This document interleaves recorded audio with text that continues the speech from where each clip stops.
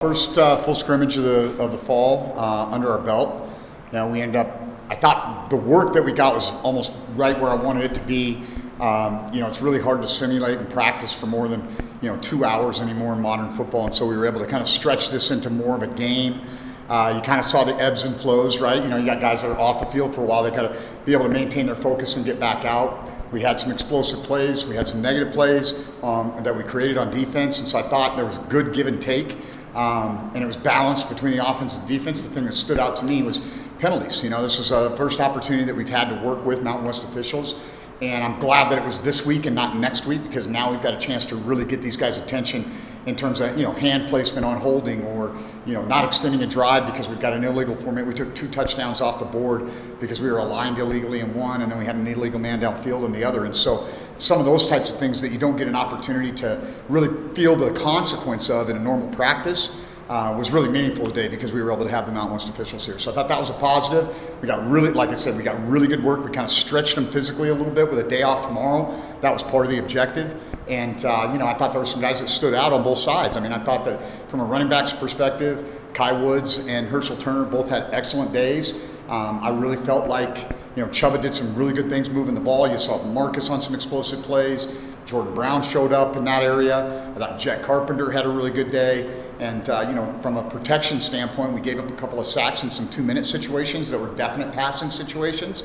So credit the defense on that. But by and large, when we were in normal drive situations, our O-line did a really good job of protecting. And then conversely, on the defensive side, I thought that the 2 guys that stood out the most to me from an edge standpoint, Jonathan Maldonado and Dylan LaBarbara, I thought those 2 guys really made a lot of plays today, and I was pleased with them. I think we've got some alignment and communication things that Joey's got to work on at this point in time in camp, but I like where we're at. I think it's a great learning opportunity. They'll come back this afternoon. We'll correct a lot of the things that we saw today and get back after it on Monday. How important of a measuring stick is this now that you're 9 practices into camp to really get that live one-on-one tackling? Yeah, you're kind of like a third of the way through, right? And so I thought we actually tackled pretty well today, and that was a major plus for us, especially our back end guys, our secondary guys rallying up and making plays. An area where I think we need to improve is our blocking on the perimeter, whether that's getting the ball outside conventionally or throwing it out there with a bubble screen. So, but I think that I thought our guys performed pretty well. I think it's, if you take the officials off the field and you don't call all of the fouls, you're going to feel differently. We needed the officials there today. We needed to see the consequence of this, this grab or the detail of my alignment. Those things were impactful. Just how important is it then, getting those penalties called so you can just kind of go back to, I don't want to say square one, but maybe go back to those main principles of, hey, we got to play discipline. Yeah, well, it's like we talked about. I said, hey, we have to start with us as coaches. Are we going through the film and we point out every single alignment error, every single detail that could potentially be called as a penalty? And I think that having those guys here today opens everybody's eyes. Like, oh yeah, we've got some work to do in terms of cleaning up the details. Without seeing any film yet, do you feel like there's a couple more positions that maybe the depth chart's starting to get a little solidified after this scrimmage? Not really. I think I've always felt like that second scrimmage is kind of where you give them this opportunity, and then you see how they respond through a week of practice, and then you get to go do it again, and now you got a little bit more of a body of work, and you can establish that depth chart. Bailey at Richie had some nice punts out there today. I guess, could you talk about him and how he's starting to develop? You talk about night and day. I was holding my breath every time we punted last year, and so to have a kid like that who's got talent and poise, he's a guy that's played, Australian rules football, never American football. Like I said, your first snap, first time you play in American football is going to be at Penn State, in front of 100 and something thousand people. So he's like, yeah, I kind of thought about that the other night. But I think he's responded really well. He's very mature, really athletic. And he's got the ability to hit a lot of different types of punts. And so I think it makes it challenging to set returns, and it also makes it difficult for the returner. So he's been a huge positive, really, really pleased with him.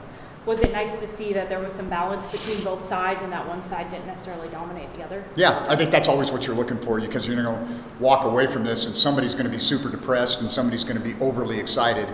And I think there's enough for everybody to go, yeah, hey, we did some good things, but there's a lot for us to work on. Who are some other guys that have really started to stand out maybe these last couple of practices? I think our interior guys on defense, Thomas Woody and Nelson Rapati, have been very, very solid.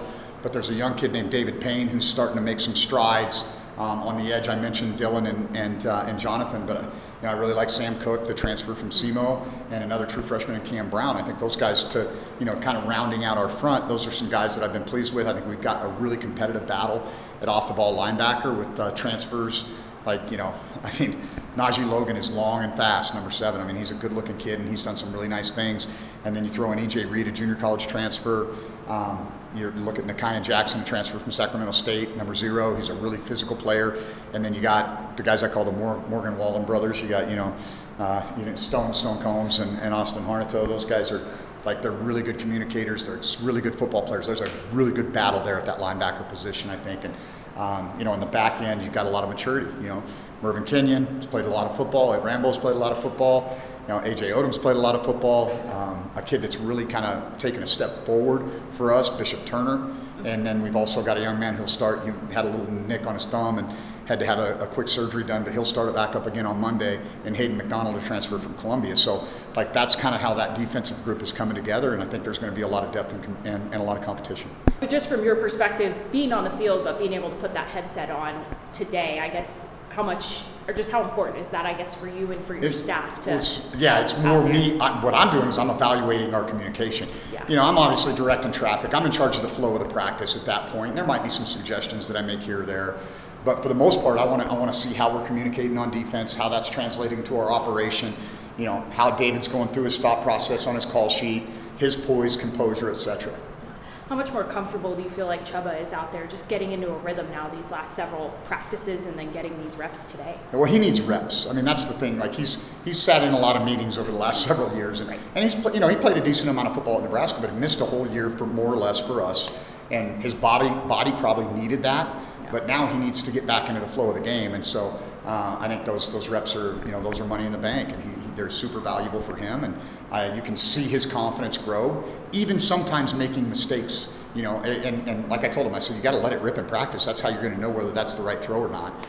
And I've been pleased to see that he's learned from some of the mistakes that he's made, and he's made some really good plays too, because he's been loose and free in terms of just playing the game. Do you think maybe there'll be a different edge at practice, this next week as you do head into that final I think, things starting to get tightened up, right? Everybody starts to see, that guy played pretty well in the scrimmage. I'm going to have to pick my game up, and that's what you want to see. Is you want to see that competition. We're going to start to kind of get into, even though it's we still really have 3 weeks to prepare for Penn State, we're going to start to get into kind of our in-season practice times and mode. I think with the heat next week, we'll probably end up flipping our walkthrough and our practice time, so that's something you need to know. And that'll be good for us, I think, because we do practice in the morning most of the time, but also how we practice. So Monday will be light and fast, Tuesday toughness Tuesday, Wednesday work day, Thursday off, Friday light and fast, play on Saturday, and so that'll kind of be how we approach the next week. What's just the battle been like between your wide receivers and your DBs throughout camp? It's been good. I mean, early on it was pretty contentious. I mean, they got after each other a little bit, and I think that they've gained a mutual respect for one another. And I think that we've got to have good players at both places, because they make each other better. Yeah. If you could, I guess, give a grade per se on this first scrimmage, is there one you have off the top of your mind, or? Yeah, I mean, I'm not into grades. I'm into wins and losses. So, I haven't watched the film yet, and I think that's. But yeah, I mean, I think that the message that I relayed earlier about the balance and the competition and the details that we got to clean up, that's what I take away from my initial impression.